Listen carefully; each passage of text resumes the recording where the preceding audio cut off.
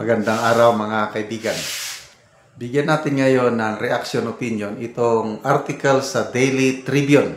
Title, DOH Secretary Face Corruption Raps Before Ombudsman. So kinasuhan si DOH Secretary Herbosa and 5 others sa Ombudsman dahil sa alleged maanumalyang pag-disburse ng mga gamot. Basahin natin by Gabriela Baron. Department of Health Secretary Ted Herbosa and 5 other officials face multiple corruption cases before the Office of the Ombudsman over the 44.6 million worth of mental health drugs. So para ito sa may sakit sa pag-iisip. Sino ang nagreklamo? Ito, mabigat. Ang nagreklamo ay mga concerned DOH personnel, tagaloob, at sinamahan ng mga healthcare governance advocates. Kagaya ba sa PhilHealth, nung pinakialaman yung pondo ng PhilHealth, ang mga nag-file ng kaso, Senator ni Dr.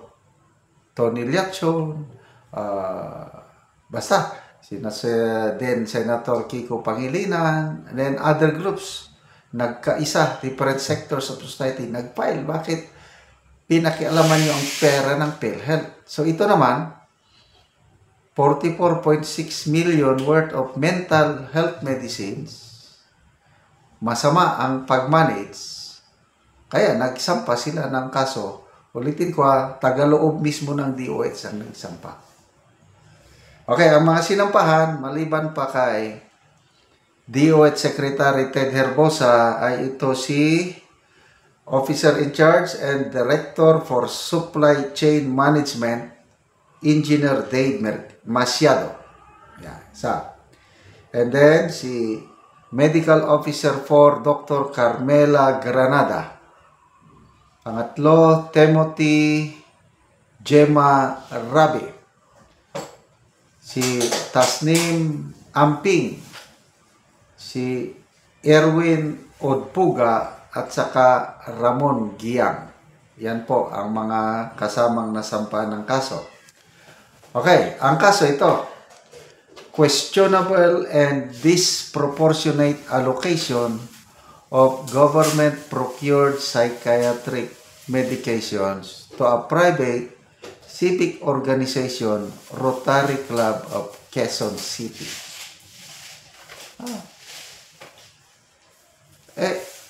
Rotary Club. Bakit mo ibibigay ang mga mental health drugs sa Rotary Club? Okay, hindi ito mga ordinaryong medisina, no?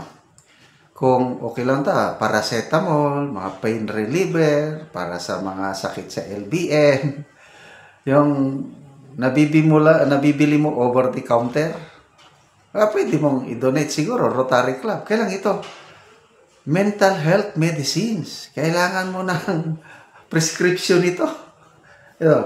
The said allocation composed of regulated and prescription-only psychiatric medications nearing expiry, lapit na, ma-expire, raises serious concerns, specifically misuse of public property, concealment of over-procurement and inventory mismanagement, disposal protocols, and violation of pharmaceutical and anti-graft laws. Okay, so medyo so ito yung mga sequence of events. January 30, then Assistant Secretary of Health for Public Health Service Cluster and Concurrent Director for Farwa M. Hombre allegedly received a direct instruction from Herbosa to accommodate requests coming from the Rotary Club. Okay. So, utos yan ha.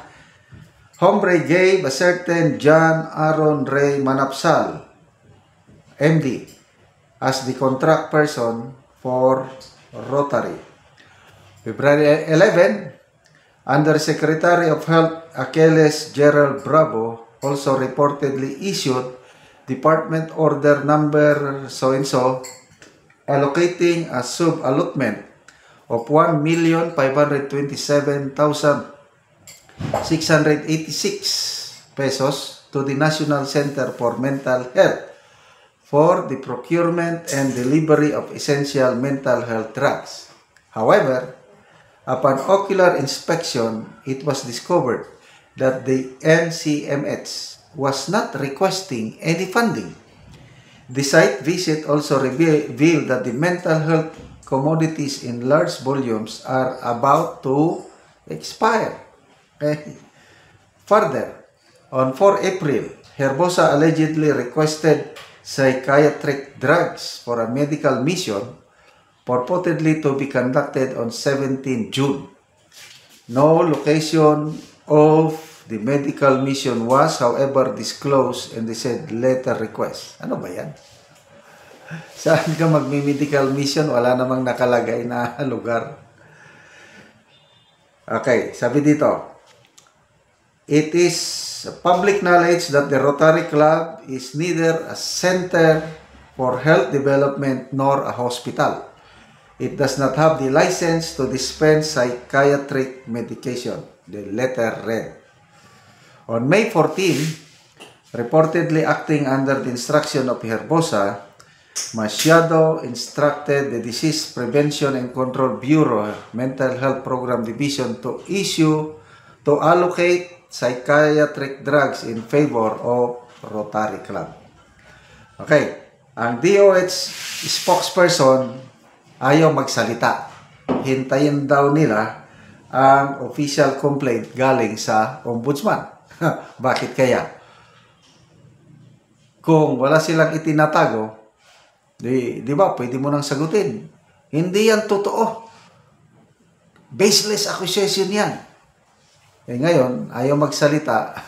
Ano ba yan? Sabi ng spokesperson ng DOH, we await the official service of the reported complaint before any action or comment, sabi ng spokesperson.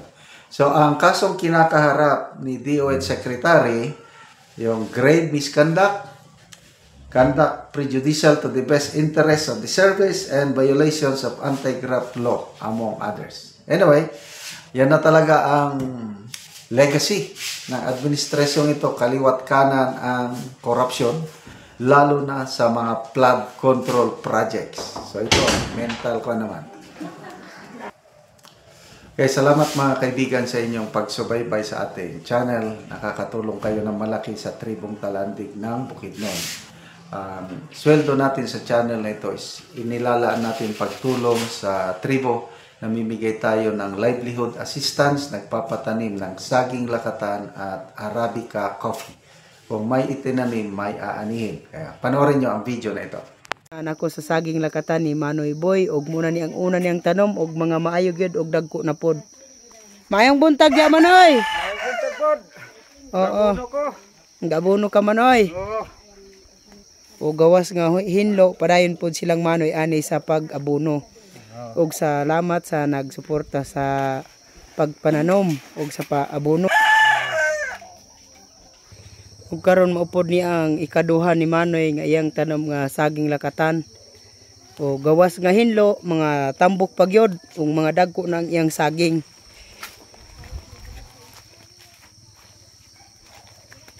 So upadayon silang Manoy sa pag-abono. O kini ang among saging lakatan 2,000 ni kapin. So daghan-daghan gyud ni. So karon mananom na pod mi og kape. Ug karon gawas sa saging nga lakatan nga tanom ilang Manoy, nananom pod sila og kape. Kining kape tag 25 ani ang kada isa ka punuan. Ang among pagpalit.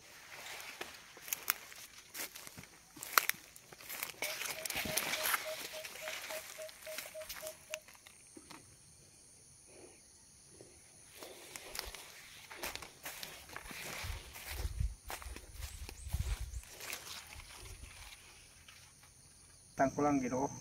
Patagatan sa video napadayon sa pagsuporta sa among gitanom. Unang ano mong gitanom, lakatan. Unya kay mas mahal man ang kape di sa lakatan so lakata o kape na pod ang among gitanom. Salamat ka. Pila ka punuan man ay imong tanom nga saging lakatan? Kuani 180 taran ni ka punuan.